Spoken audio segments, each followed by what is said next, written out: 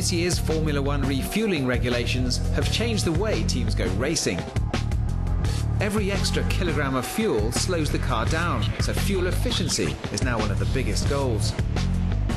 That means refining not only engine and fuel performance, but also giving race strategy a whole new focus. Ferrari's long-standing relationship with fuels and lubricants partner Shell could prove a vital boost in their championship challenge. The emphasis used to be on power, power, power. Now fuel economy is coming into it, and we're all learning. Let's say your engine uses a bit less fuel than another engine.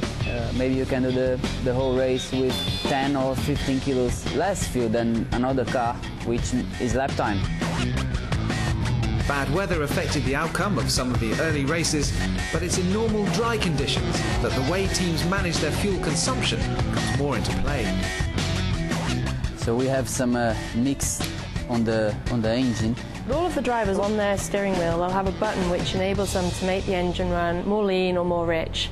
And really what that's doing is affecting the ratio of fuel and air inside the engine. By changing that ratio, you can use less fuel, but you will ultimately have less power.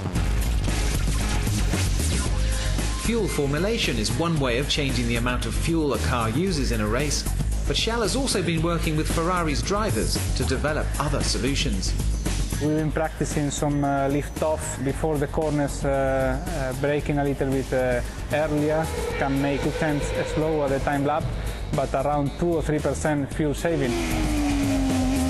When you have a heavy car, the way you go into a high-speed corner, you can go in a different way, which you use a little bit less the throttle, take it away the gas a little bit earlier, but braking much later. So you have many things you can do to save a little bit more fuel. But each circuit is different, and ensuring that drivers have enough fuel to finish, but end up with minimum weight once they cross the line, is a major challenge.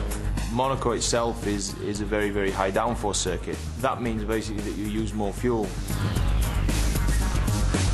If you look at Monza, Monza is a very low downforce circuit, so you tune the car to have a very low drag level. In doing that, the fuel consumption is less. Whichever circuit they're racing on, drivers now always have a heavy car to start the race and a light one to finish.